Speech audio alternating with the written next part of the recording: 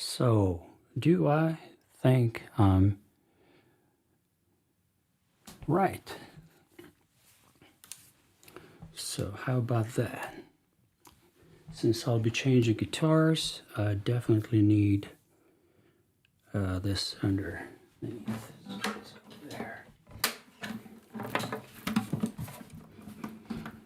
So these two, this is turned off, this is turned off. Number one is that microphone. Yep, so this is this. Let's lock these C's and we'll see. So this sound going out is only from the video mic NTG up there.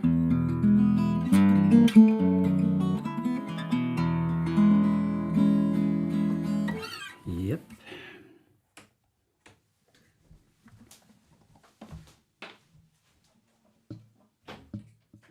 Jag ska gå live lite nu, puss.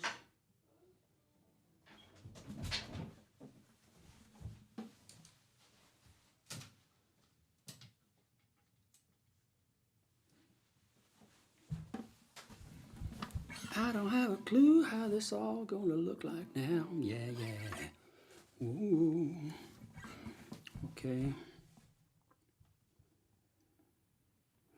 So that would be that microphone.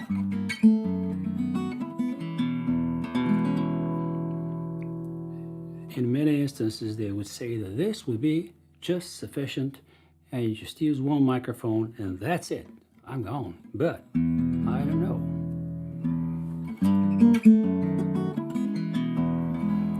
Oh, G. Albert. All right.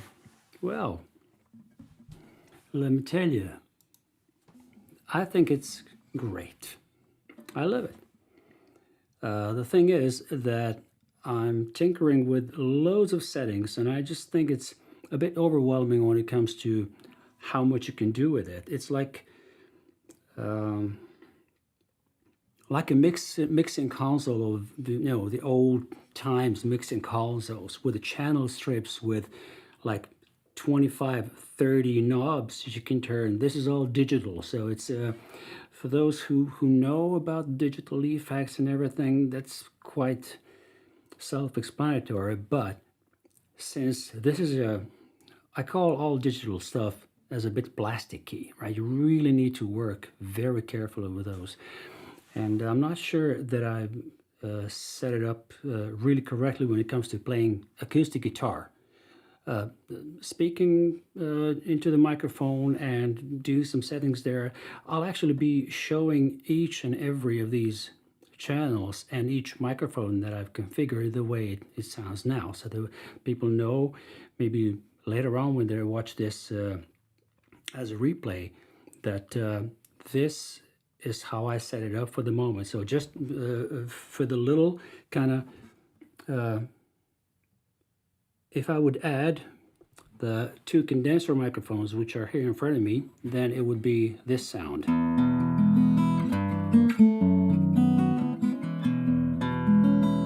Right.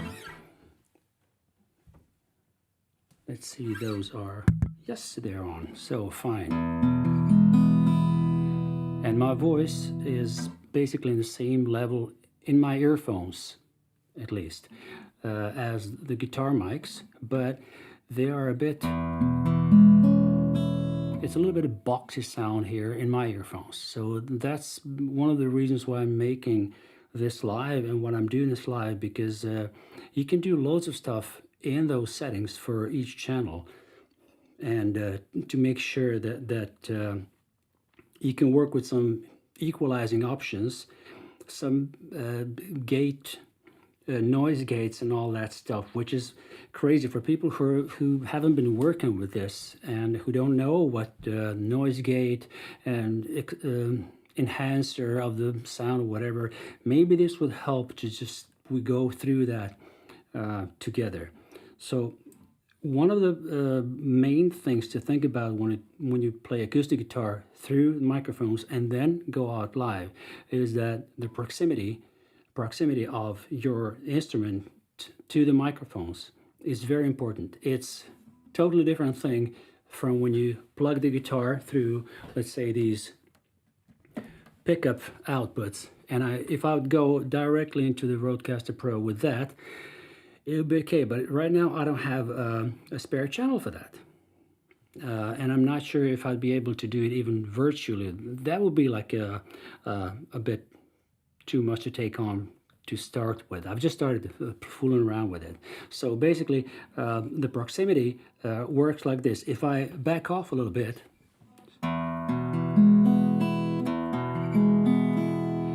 and if I also angle the guitar a bit from the microphone, so it's not really sending the sound wave or the air right into the microphones, then this will be like a bit boxy in my ears.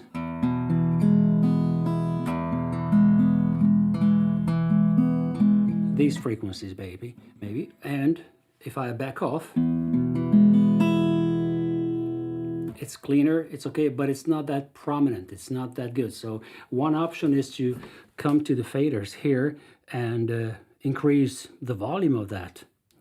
But the volume will be only increased to the, so now we're watching, so just give me a second. Here, now we're watching these two guitar microphones, right? So the input gain of 40 decibel up here means only how much of the volume and how much of the signal the RodeCaster Pro input gain is letting through. So if I put this on maybe 10, 20, if I go way down below, you will see that the meters are not even coming to the green area.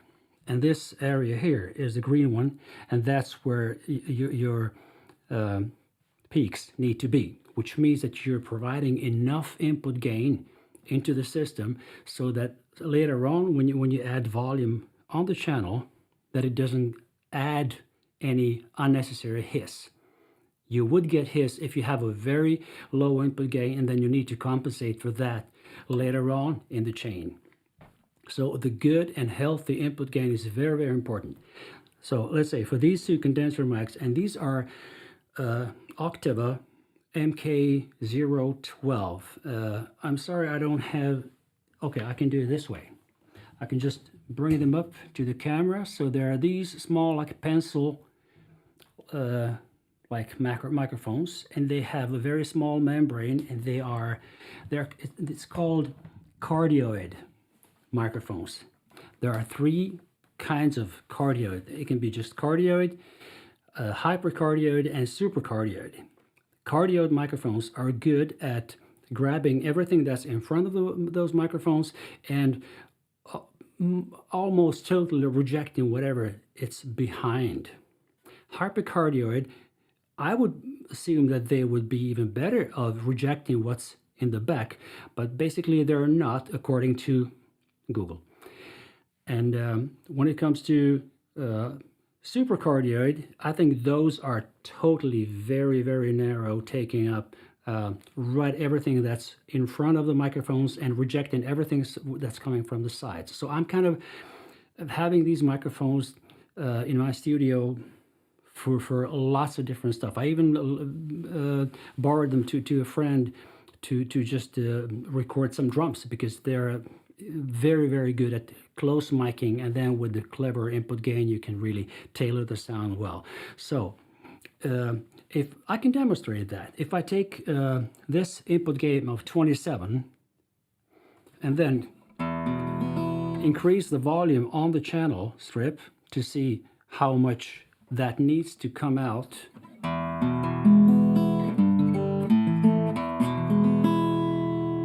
and now I will increase the volume in my earphones to see if I'm getting any hiss from that channel. It says like, right? So I'll lower my microphone from above. So that was it. So if I go back with my microphone,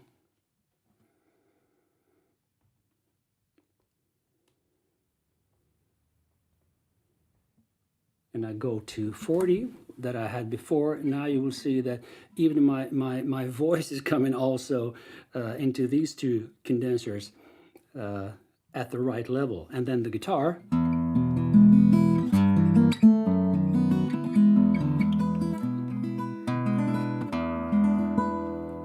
so the proximity here is about 35 centimeters maybe, and the microphones are pointed upwards, which means if I would lower them a little bit, then let's try to do it that way. Sorry for any additional noise while I'm doing this, but this way they would be turned towards the body and towards the sound hole and somewhere there. And the microphones are set into stereo. Let me show you the settings in this. Okay, how do I do this? I'm here and I'm going to advanced. Wait a minute, come on. Now the effects, presets, processing, left, right, there. There you can see that I've assigned them to like 100% left and 100% right. So if I would, let's say, turn them like this, so that this one is pointing at my fretboard and the other one is pointing at the body there somewhere, then the sound would be like this.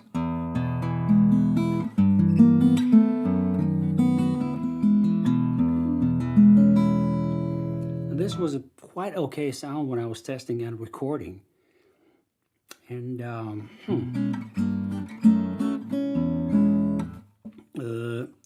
this it's all about the soundscape, which means if you have this sound, if you have your stereo output to wherever you're sending it, then let's say my voice is just not panned anywhere because it's a mono channel, so it's just going straight in the middle.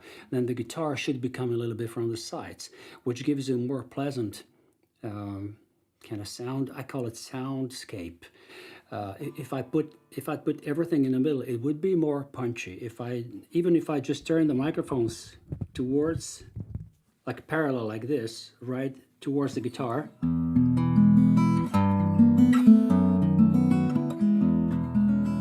If any of you guys has earphones, then if I click on one of the microphones, this is clicking in my right ear and the other one is only in my left ear. So I'm believing that this could be quite nice, but I believe that the broader, a little bit wider soundscape is provided if I have the microphones like this, into like the Y section like this, right? So that would be this.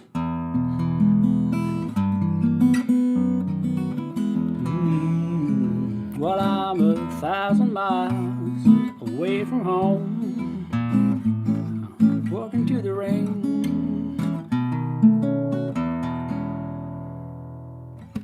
Okay, so let's see. I'm reading your comments.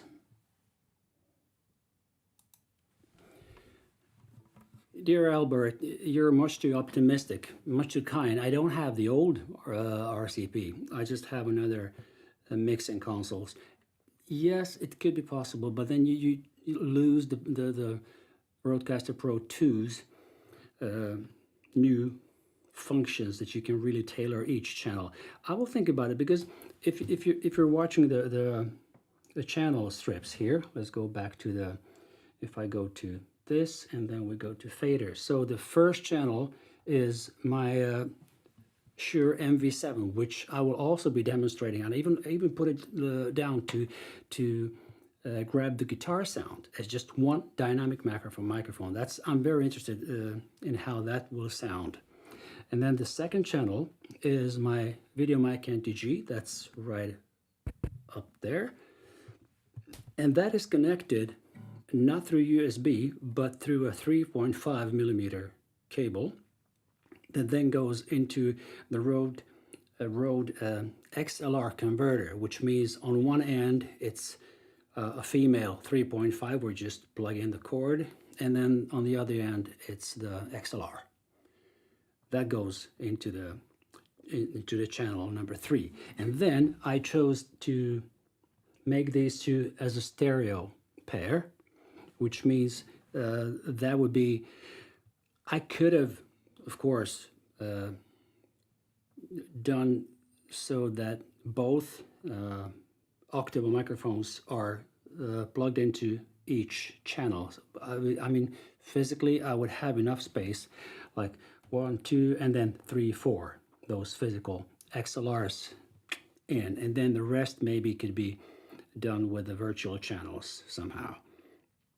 But I thought this was very convenient to have them as a stereo pair, because especially in a live streaming situation, I wouldn't gain too much if I would, let's say, take this microphone, that's the left one, in my ear, and maybe equalize that differently from the other one, because that's only pointing at the fretboard and grabbing more of this high frequencies, and then the other one is pointing at the body around here somewhere. And then I can demonstrate that you can hear, let's say if I just go to the right microphone and go right in front of the sound hole,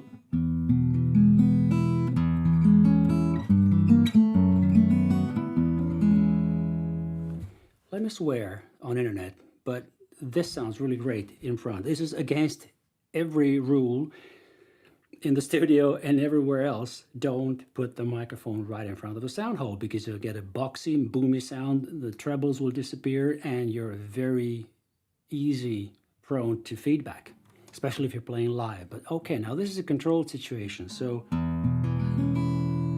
in my ears, I really love this guitar. And then if I go to the left one,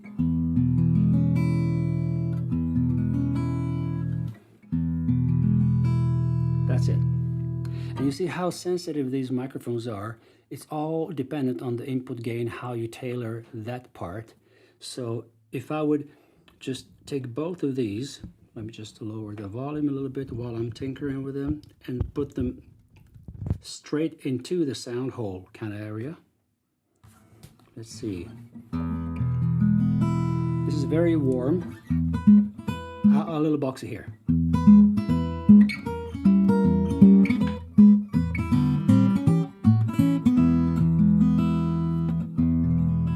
Okay, let's go back.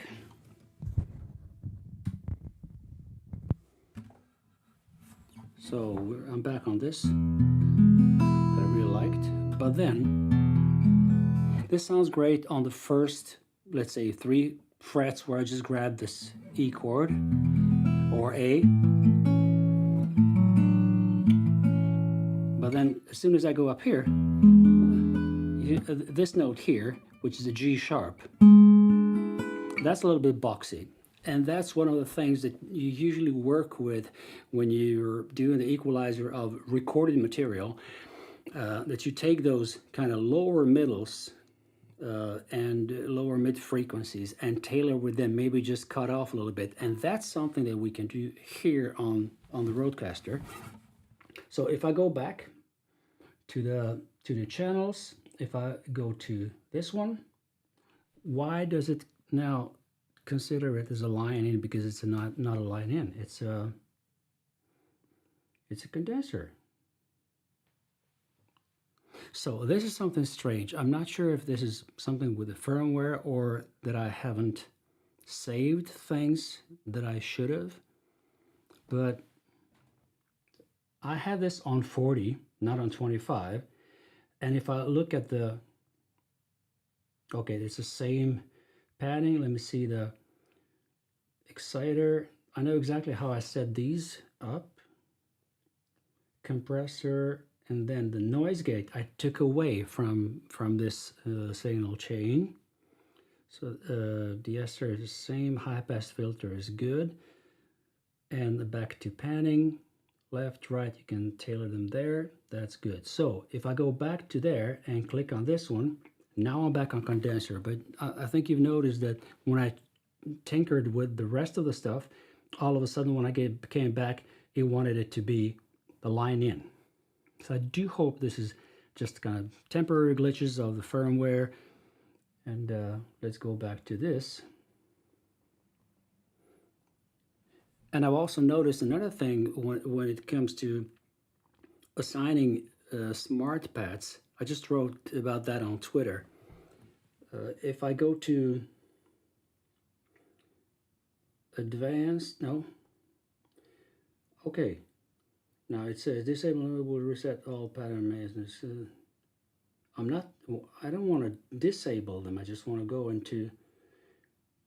Okay, so I am in advanced. Sorry guys, this is kind of this typical when everything is so new and great. So, okay, so if I go to effects, here it is. So it shows here that I have more effects on the smart pads.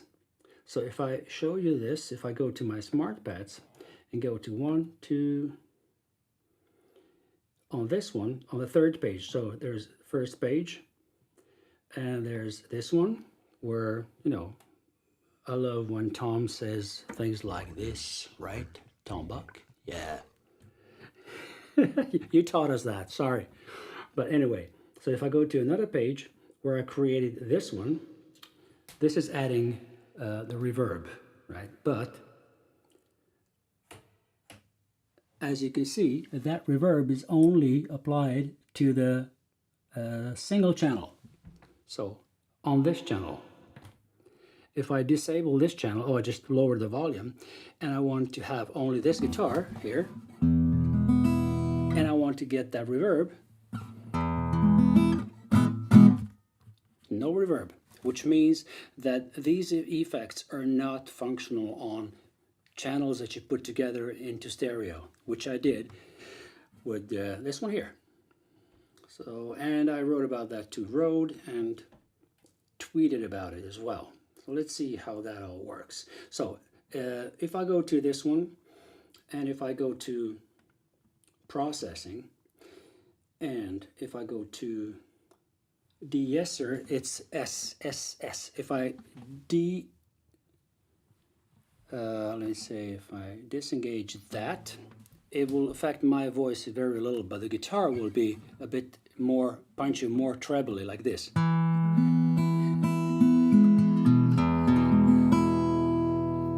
See? And then if I engage it,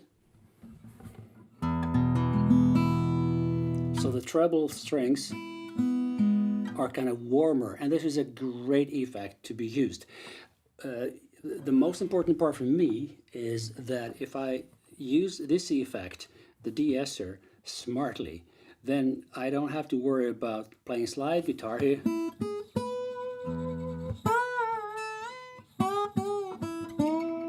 Right?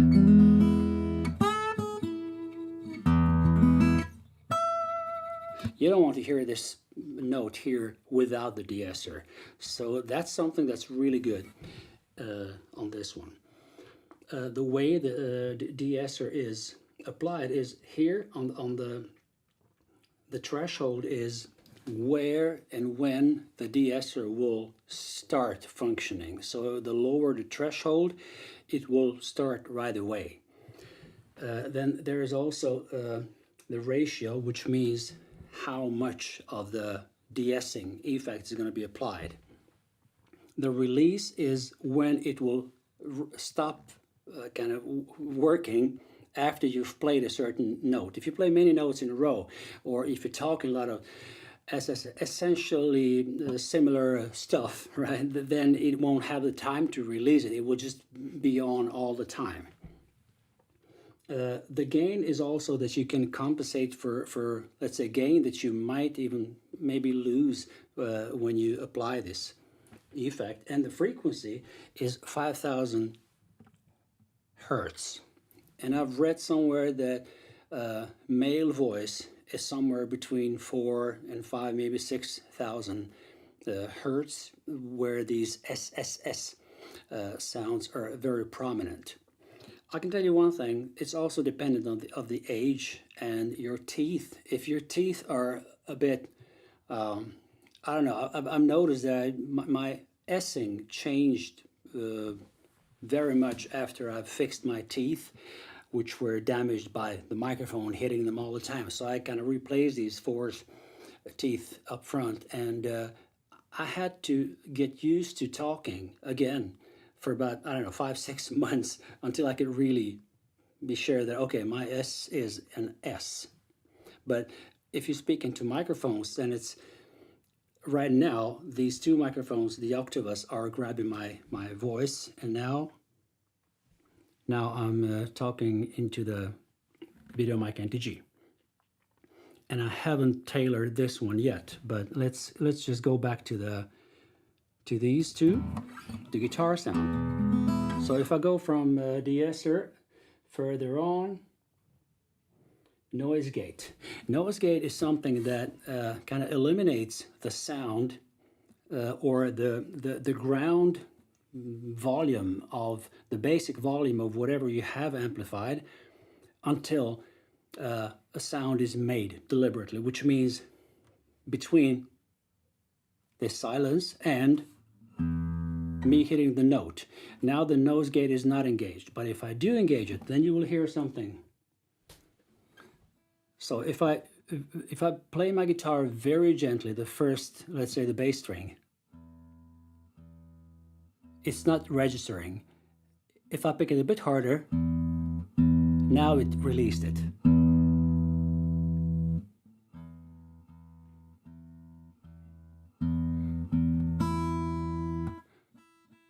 So if I play slide and go from, let's say, you see, it killed it, because the threshold is kind of too high for that note. If I play it a little bit harder,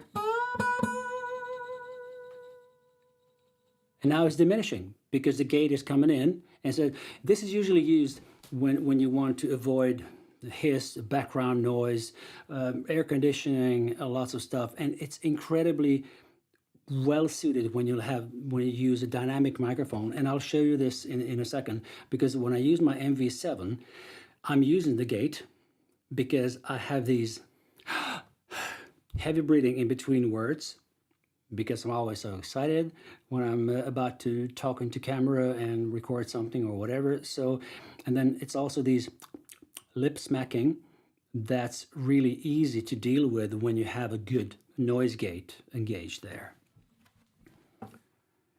Yeah.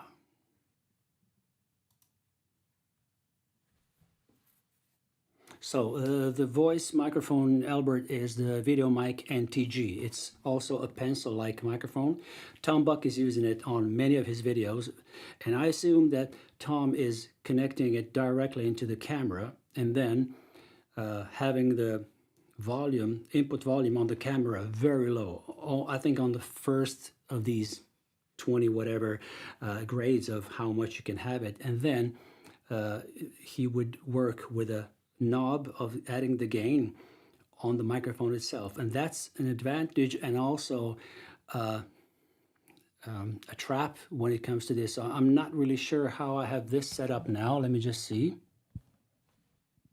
Okay, I have it on 9, which gives me kind of if I had it on, let's say, 4, 5, 6 or something, and I added some volume in the stream, like here, right?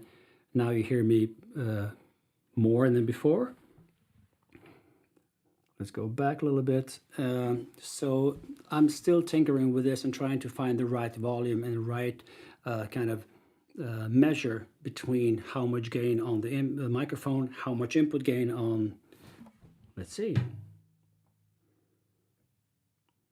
dynamic microphone, 40 dB input gain, right? And then let me see, if I lower the volume on the condenser mics, they're not on now, and I just raise the volume on my earphones, well, I do hear some hiss, ground noise from this microphone, and I'm not sure if that's the input gain or if it's the gain on the microphone. Maybe I should increase the gain on the microphone. Let's try it. Why not? This is the test video. So I'll lower the volume here, give a little bit of the sound from my these condenser mics. So let's see, let's go all the way up to 15. So the full Monty coming out from the video mic NTG, and it's giving me, you see here, lots of reds in the input gain. So I will back off until I get at some nice and moderate level. 1, 2, 3, this is too hot still. So let's see how much hiss there is in the Video Mic NTG right off the bat. So let me, okay, a couple of words like this. I'm talking to you guys. How does this sound compare to before? So this is a bit more volume on the whole thing, and the eCam is showing me, well, it's not peaking, it's within the range that I usually have. So this is that. And the Video Mic NTG is great because it grabs you from right up front of the mic, and then if I move a little bit to the right, it's still grabbing me. It's still really, you get this really nice bassy peak in the middle, and it's pointed a little bit in front of my mouth. So let's say I believe that if I say P, P, P, it's not giving you these P, P, P in your ears, so it's not too prominent. And if I move like this, yeah, and it also grabs me from the far back quite well. So it's the best sound would be here, because this is where I would be usually speaking to the camera, and my guitar microphones are there. So let me just know if that's better than before when it comes to the vocal mic.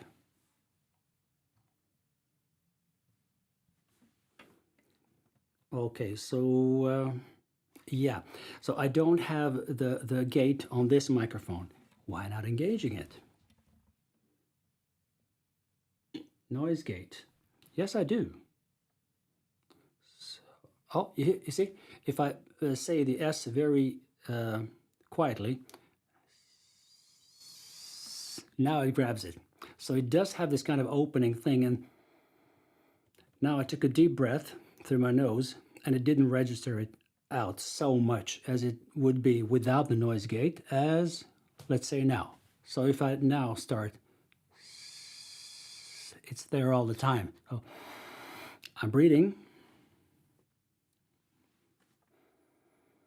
Hello, everybody. So this setting for the gain is really good. I really like it. And I think I have the same setting for the MV7, which I can show you right away. Why not? So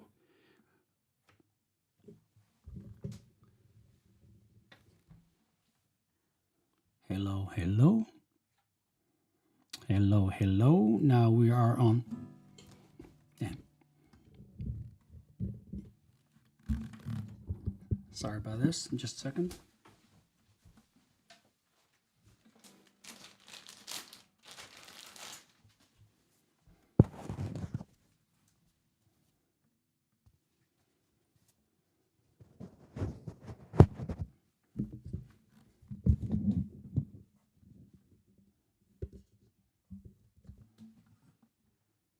I forgot the most important thing, my merch.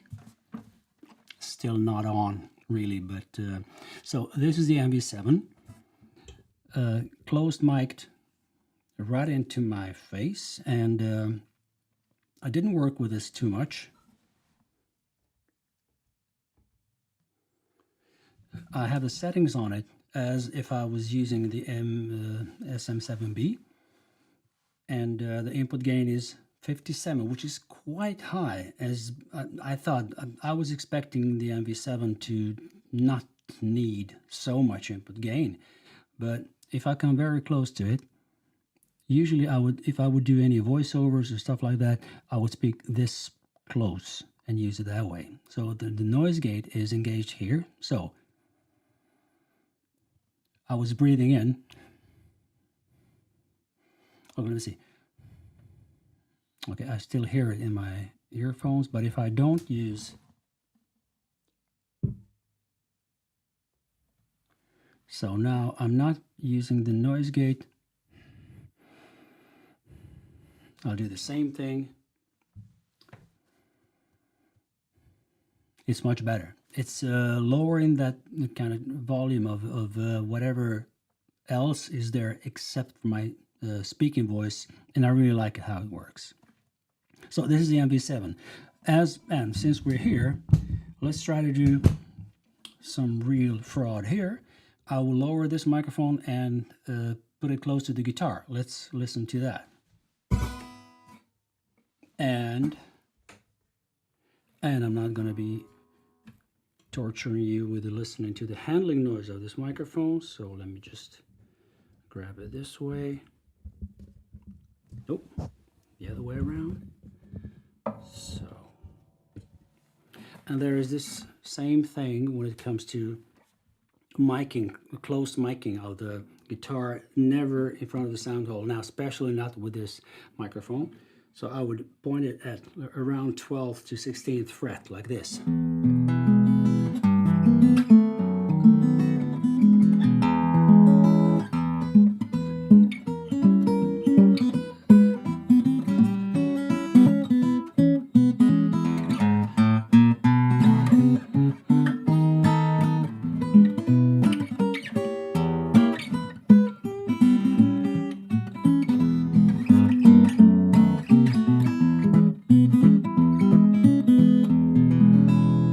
Decent, nice sound of an acoustic guitar, but it's the drawback of this is that you need to be very close to it. So either you'll need to kind of hide it somehow or put it even lower so that it doesn't really show up in the image so much, because in some situation it would be in the way for your hand that you maybe want to show when you're playing stuff. That's why I'm using these condenser mics, which can grab me from a little bit of a distance, and then I have separate cameras for left and right hand. So yeah, it would be easy to get the good sound with this dynamic microphone, but that's it. And I've tried to use this as well as the main talking head microphone, but if you increase the gain so much that it grabs you from like 20-30 centimeters, then you just right out of the frame, I wasn't satisfied with the results. So I like the VideoMic Anti-G for this very much.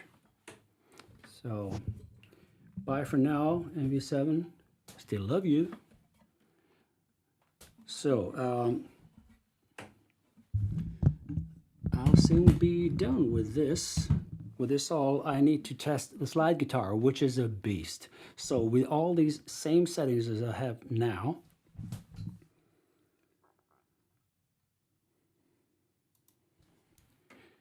no, Albert, I need input. I need input from people who don't maybe know so much about this, because they react without thinking. They don't think about frequencies. They don't think about anything else but just, oh, this sounds good or not. Oh, wait a minute, this wasn't really good. So as long as you don't say, oh, no, not this, not this, I'm okay, but I'm still not there, of course. I always trust people who are not experts, you know, because they have like open ears. It's like no boundaries. They listen freely. So we'll use the same settings as I had on these condensers and now with the slide guitar. And how are you doing, by the way? I haven't even thanked you for coming through and supporting me this way. I'm so grateful.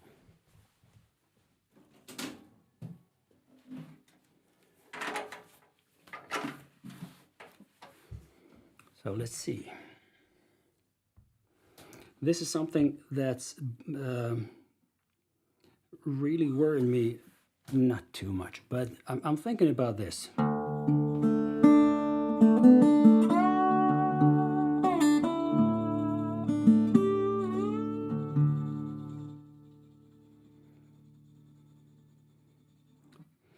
The noise gate, I'm hearing that, but that noise gate is grabbing maybe from this microphone. So let's try to see this one. There's no noise gate on this one. Condenser, de-esser, noise gate.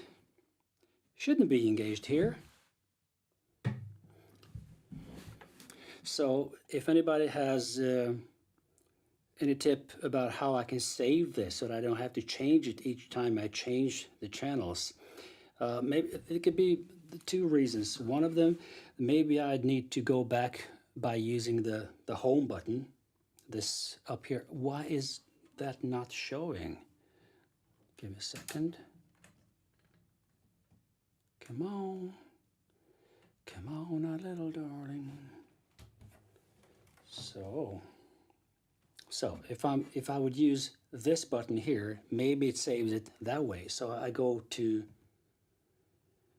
and let's see now, the gate is off. Okay, so if I just press one of the channels here and change into the settings of the channel 2 or channel 1, I believe that then it's not saving whatever I've chosen. But now, so the guitar mics, no noise gate.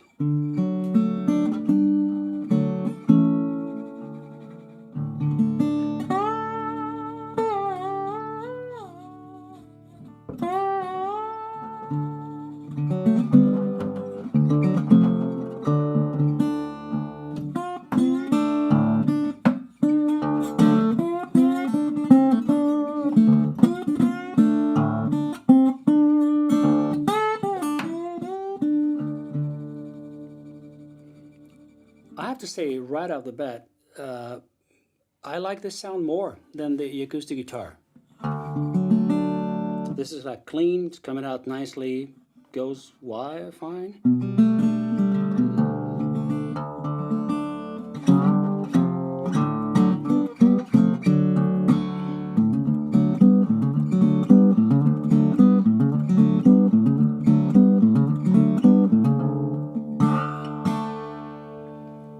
So I like that, I have to say that.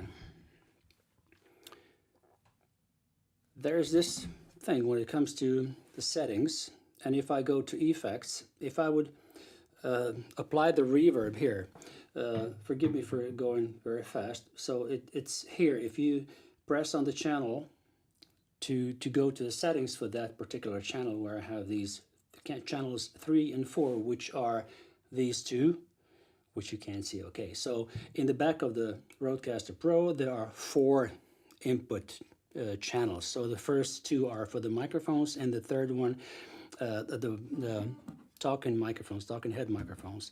And on the third channel, I have 3 and 4 united. On this one, it's something else. So on this one, here's all the processing, what's happening. So if I go into here, it says that the processing is active. If I click on this one, then it sounds like this.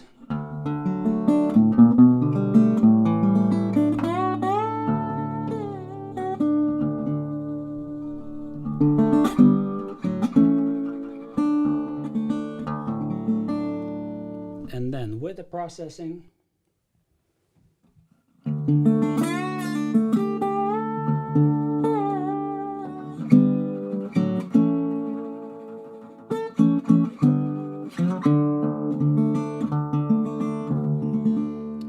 this is very subtle. I haven't added too much. I went through each of these, and I like them. So no noise gate on this channel. But if I go back, and if I think about the effects, and I go to this with the reverb, so there's this little command here that engages it. So now the reverb is on, and as you see, the level is quite high, and as this is lighted in green, means that this button is controlling that. So let's go and lower it to, let's say, 10 o'clock, something like that, and we'll leave all the other commands there. This here means the reverb is a small room, middle size room, large room, XL, large hall, or extremely large hall, like a cathedral or something. So let's go to just listen to this.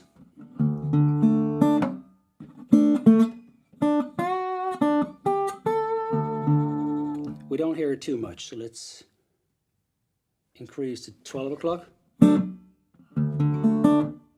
See, the reverb is kind of cutting off very fast after I've played a note. This is great for old-timey blues when you play things that you don't need to kind of echo in the background, but you really need to feel like, oh, you're in the room with somebody. In this room, which is absolutely not acoustically treated in any way, maybe I have this room reverb that without this, it will give you on the other end some kind of a reverberation of whatever. So let's say, let's compare it. There's a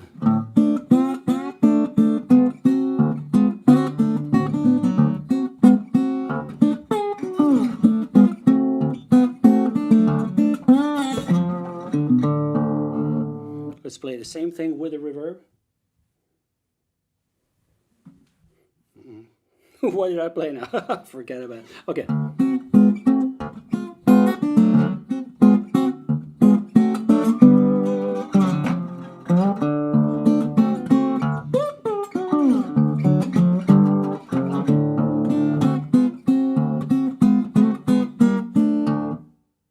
It goes whoop, whoop, whoop.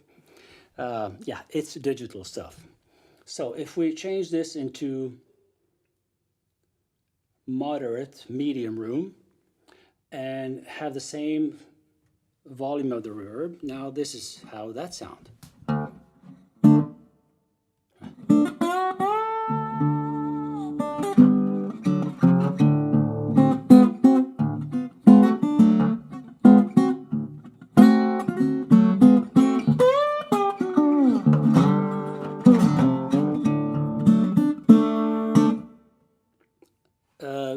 A tip for anybody testing the reverb when playing an instrument is to both play and then try to hear that reverb, but then also hit one short kind of phrase, and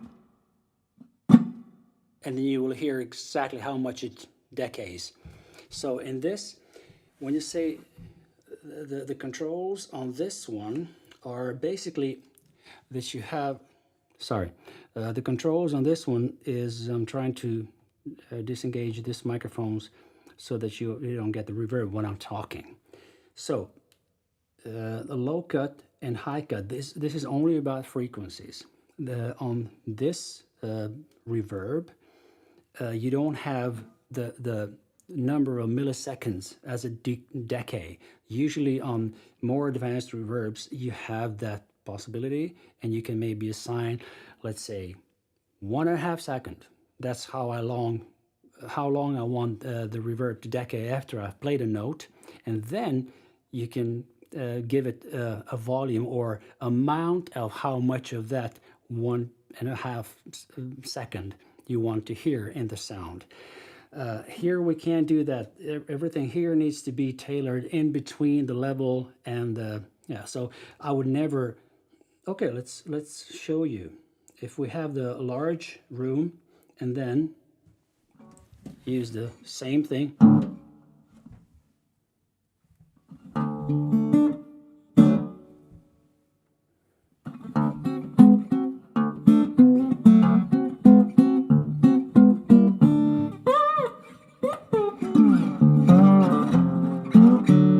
I would never play fast changing phrases with this setting of the reverb because everything gets mushy in the sound. So I would definitely go and lower the level. So let's see how much of that. So it's decaying quite a lot, but it's not that prominent. So if I keep this volume and do the same thing.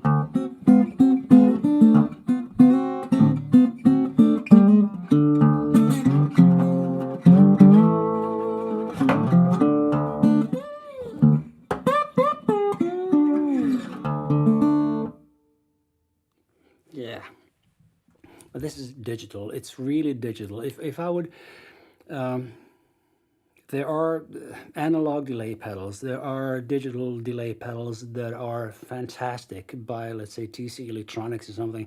I'm not sure I'd ever be able to use this reverb in a live performance situation, although the RodeCaster Pro is being advised as something you can use when you're playing live and all that. But yeah, okay, with a grain of salt. Maybe if I would work with it more. And there's also this, when it comes to frequencies, high frequency cut. If you would add this a little bit more, then it means that the higher frequencies, the higher notes would reverb more than the other ones. So if I would, let's say, give this somewhere there, and I would play the same thing here, then just listen to this high note.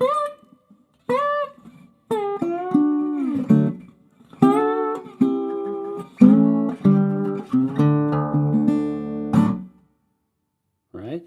So if I would lower that totally, then you had.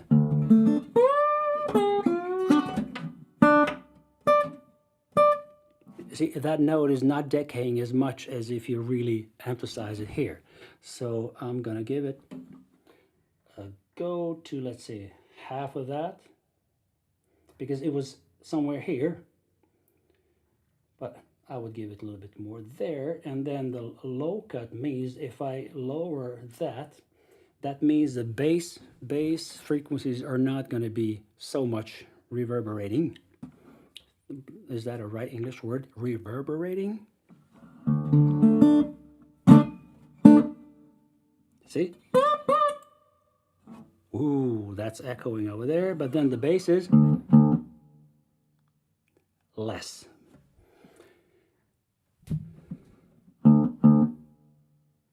It's kind of, the sound is dying very, very, very fast. So let's say,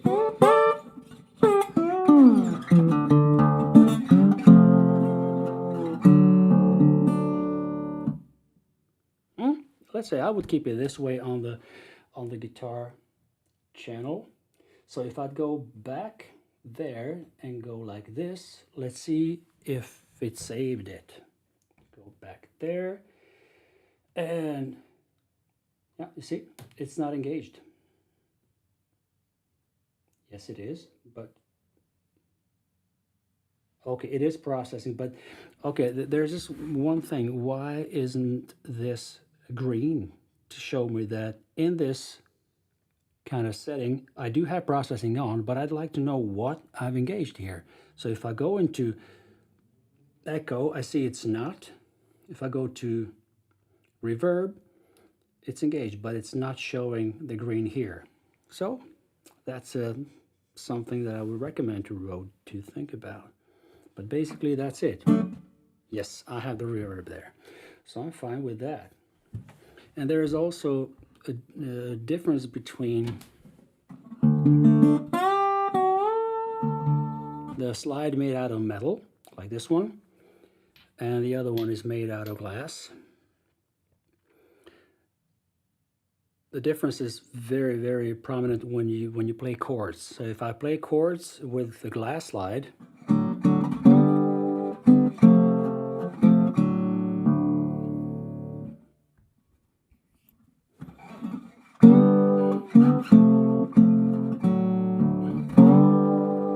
see, it's carrying the sound much kind of powerful, more powerful.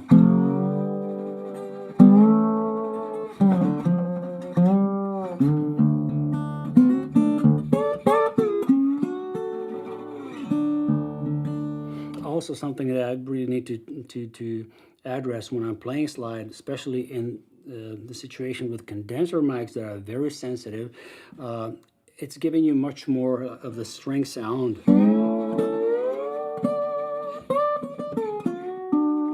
So I need to be careful to dampen behind the slide or to control the sound here. Otherwise they will just pick everything. All the mistakes will be prominent. Yeah.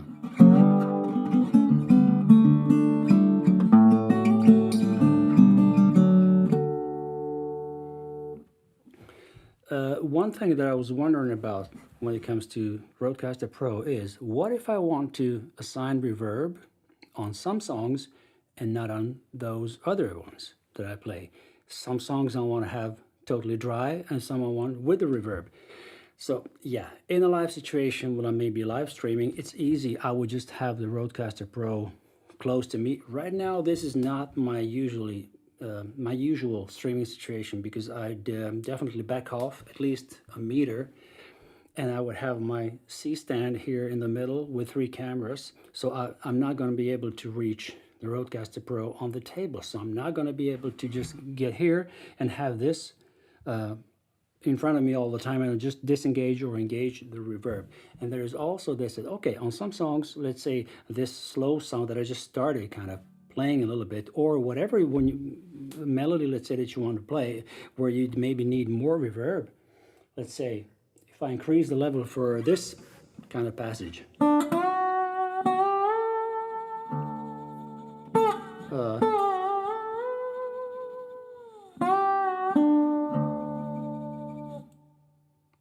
and I like how that rings in the background while you're playing those slow tone note changes and all that. But maybe in another song that's more rhythmical, this wouldn't really fit. My voice is coming from hell. Yeah.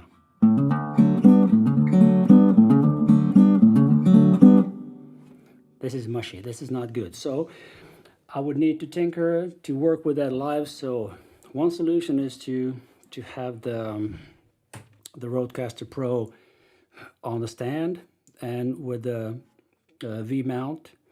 Not the V-mount. It's something when you attach monitors. There's this kind of 4 screws that you can attach the plate to, and then put that on a microphone stand or whatever stand you have.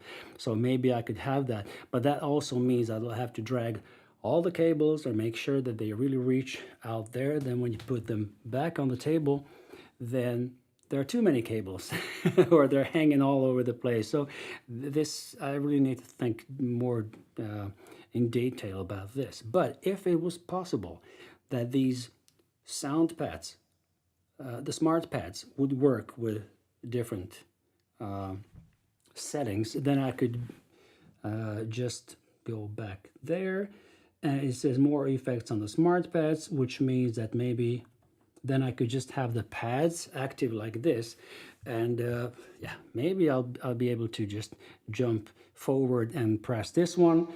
Whoa! But that's only adding to my voice, not to the guitars. So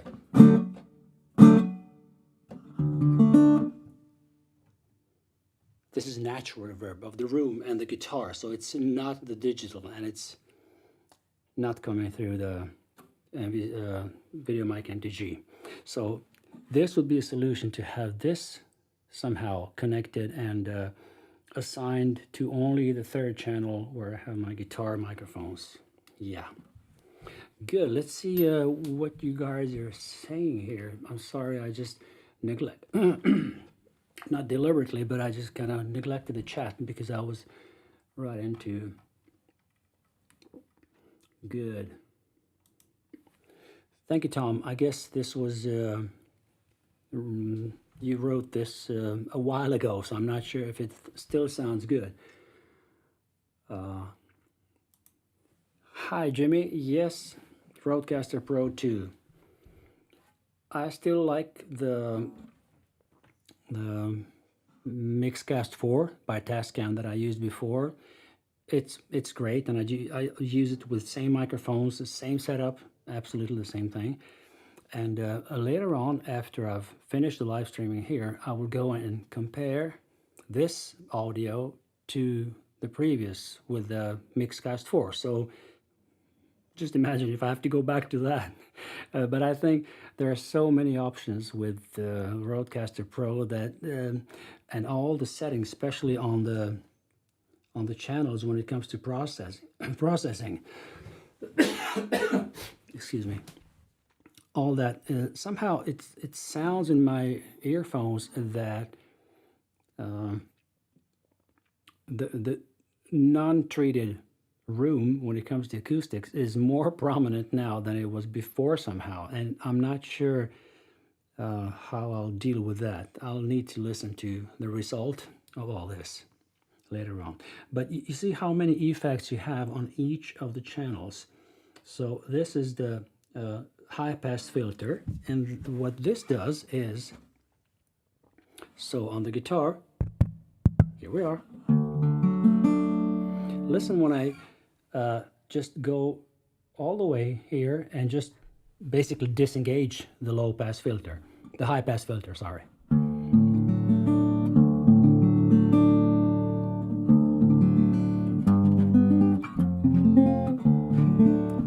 The sound is much bassier than usually. Even my voice is now bassier.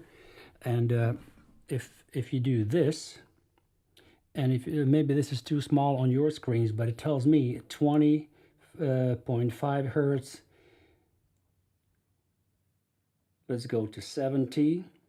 Let's say the note E on the bass E string is usually around 64 hertz or something, or 70.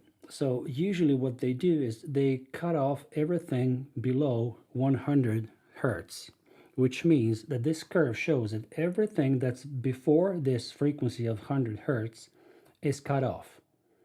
And this is the slope. I believe that shows how much you want to emphasize that or not. I'm not touching this because I don't know really what it does. But let's say compare this one. The bass note is much more concrete than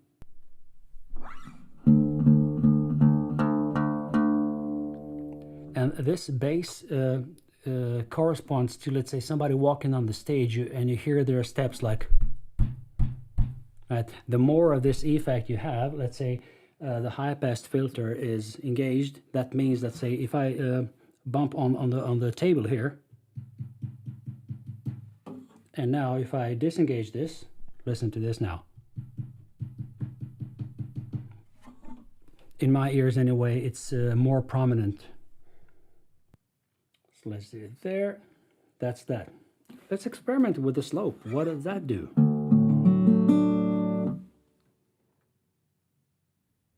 Oh, okay.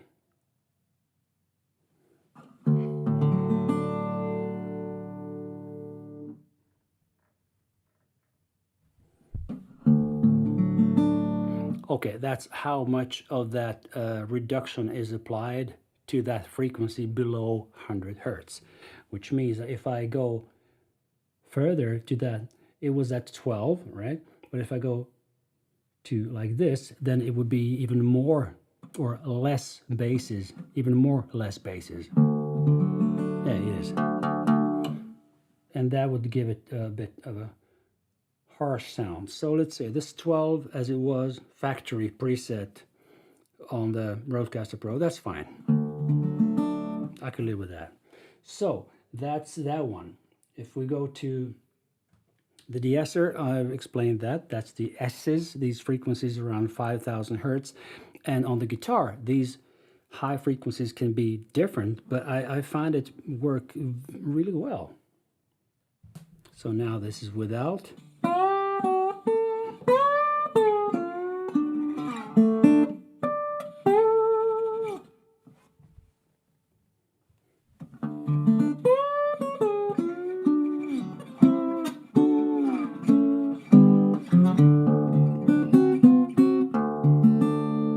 I'm not really sure if it's so prominent on the guitar as it is on my voice, but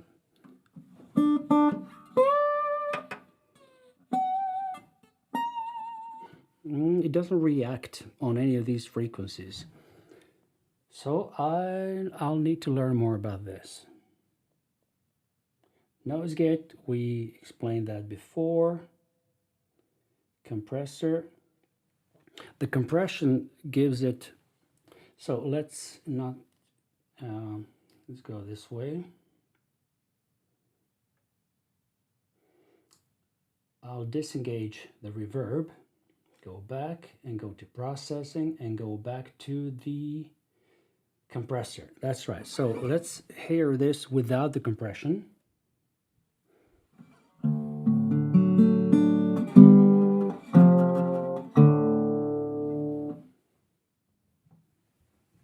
With the compression.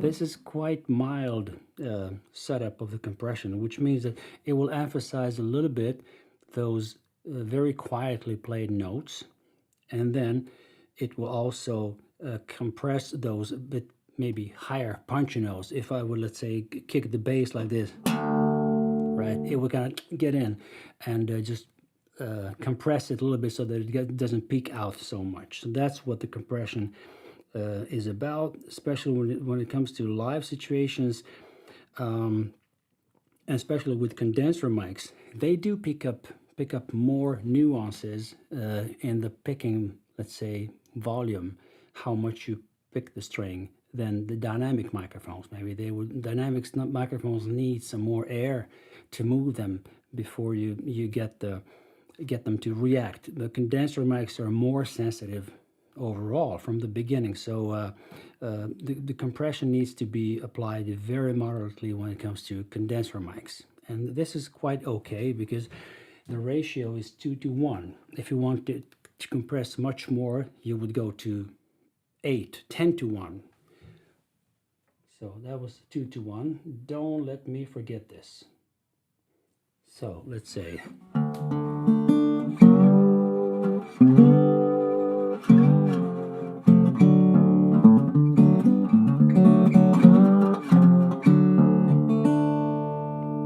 it's kind of evening everything. It's like everything is in this area of, let's say, volume, lowest to highest. If I lower this back to 2,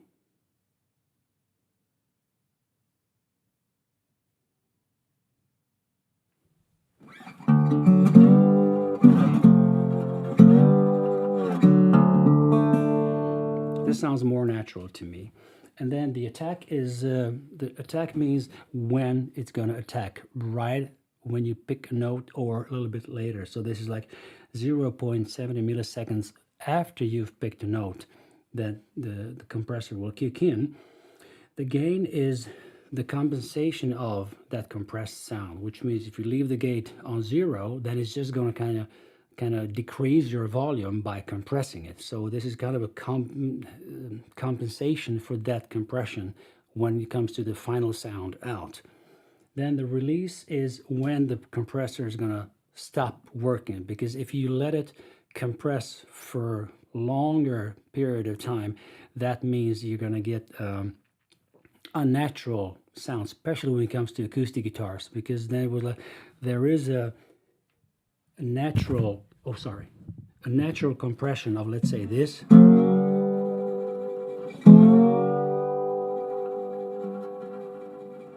that I kind of produced myself by how much I press with the slide, how much I will glide, how much I will vibrate this chord afterwards.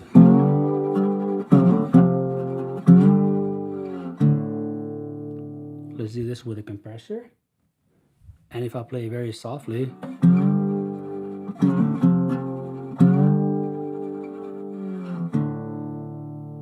so I hear that it adds a little bit of, the note will last a little bit longer because it's been compressed and then it releases it a little bit.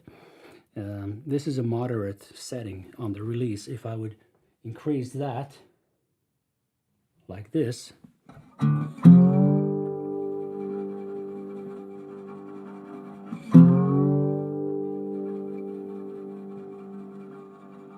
actually it gives me more sustain, and the note is kind of lasting longer because of the effect, not because I've played it that way, and I don't like that. So I would go back with that. Where was it? Around 20, something like that. Okay, I'll tinker with that a little bit later on.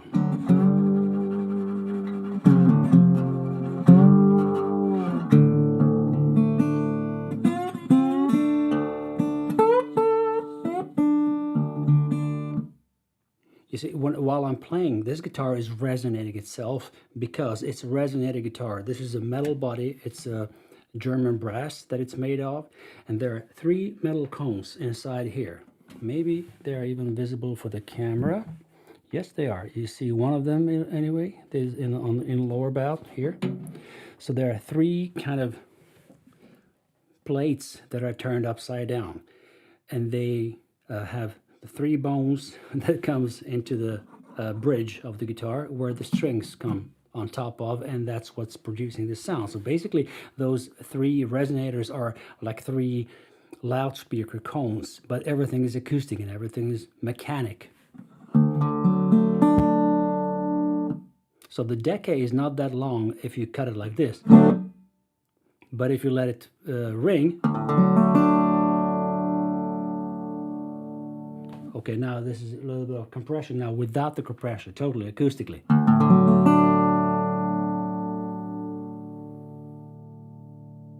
You can almost hear this,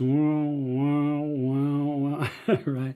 And that's not existing on just a regular acoustic wooden guitar. and we can compare. Maybe we can finish with this because I'm taking up too much of your time for the first, and then I believe my neighbors would enjoy more if I played something than just okay. So let's say the same proximity to the microphones with this guitar. Let's see the decay now.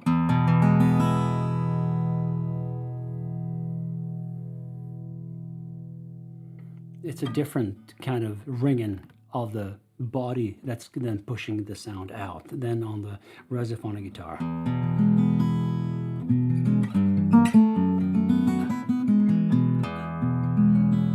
I'm actually quite happy with this sound, and I think I've solved basically everything by the proximity, how close I get to the microphones, and even in a live streaming situation later on with 3 cameras and everything, I'll still keep these at the same distance, and they're still not in the way for the cameras. Maybe they would be, let's say if I use the capo somewhere.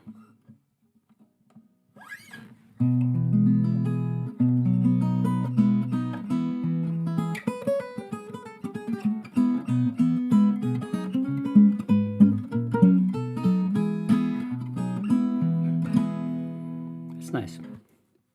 I like it. How about you? Do you have any suggestions?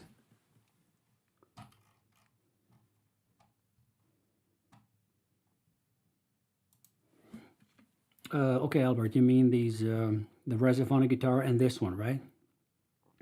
Yeah.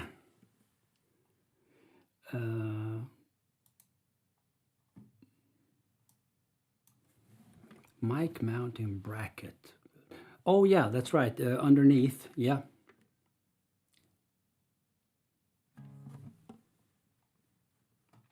Tascam.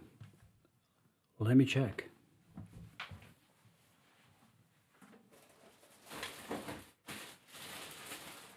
Nope.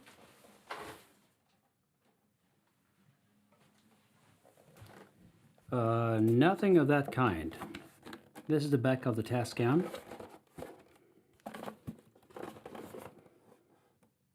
Right. Nope. Nothing to mount it on. But to tell you the truth, I'm using a music sheet stand for my keyboard for the stream deck that I run the live stream with, which is here.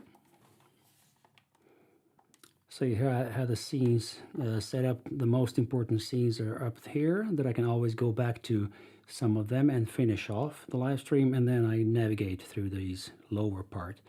And those two I put on the music sheet stand, which is then lowered like this, totally flat, parallel to the surface almost, and then that's how I can work from the distance while I'm live streaming, and then I can work with a mouse, have the keyboard there, and then use the stream deck as well. So, one thing that's great with RodeCaster Pro is also that I can monitor myself through the output here on number 1, and I couldn't do that on Tascam. I've tried to reroute it in several different ways.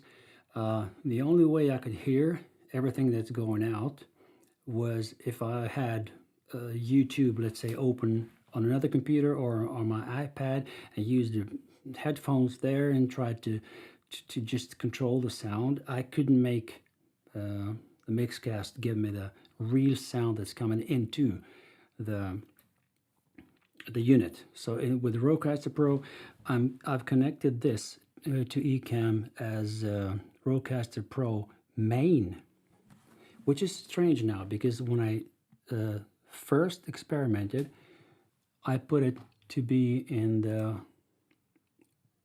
RodeCaster Pro chat. So let's see, you should be getting the same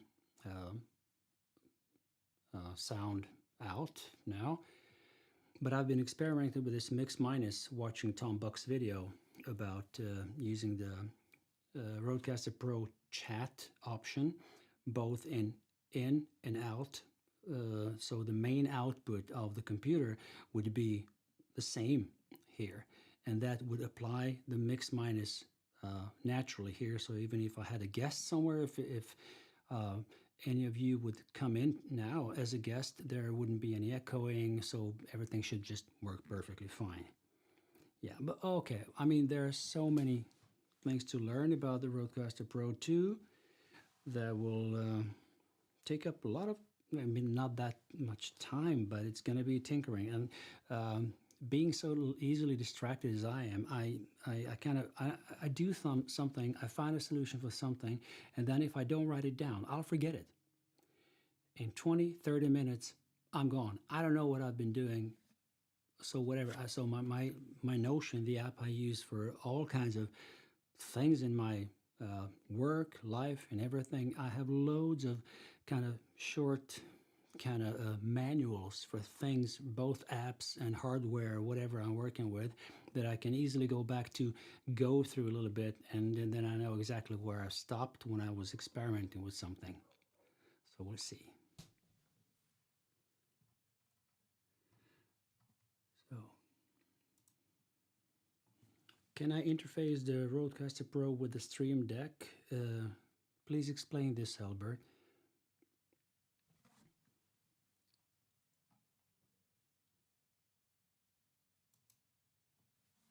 Oh, you mean David Hunt? Oh, yeah. We could really fool around, the two of us. Thank you. Let's suggest this to him as well.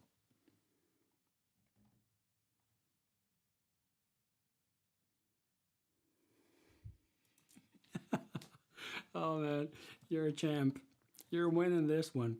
But it's like, I don't know, I have a selective memory somehow. Some things that are totally unimportant, non-essential for anything, I could remember them like this, and then keep them in the memory for a very long time, and even I'm able to retrieve that very easily if somebody reminds me of something I've heard. Oh, that's right, that's that.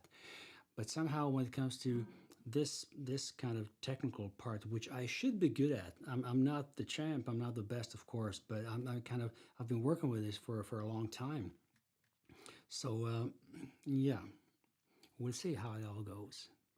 But anyway, thank you so much for stopping by and coping with me while I was experimenting all this. And I'm looking forward to the Monday's live stream, my Blue Monday, when I'll try to solve this problem with the reverb, whatever. But I mean, I've managed so far without using any reverb when I was playing and showing stuff and all that, so I can might as well just skip it for the moment. But the most important part is that I'll be able to monitor everything really nicely, that you can hear yourself in real time. Most of my live streams that I did so far were that I just trusted Ecamm. I saw the faders working nicely, everything's coming out, but then I didn't really hear anything else. I just heard myself in the room playing, which is most natural as well. So, damn, I don't know. We'll see about all that. But anyway, thanks so much for stopping by, and I'll see you maybe some other time when I'm tinkering with something else. And I'll keep everybody posted on Facebook and in whatever live stream I'm on, and definitely on Twitter. So follow me there if you want. It's just at Homesick Mac. All right. Thanks so much, guys.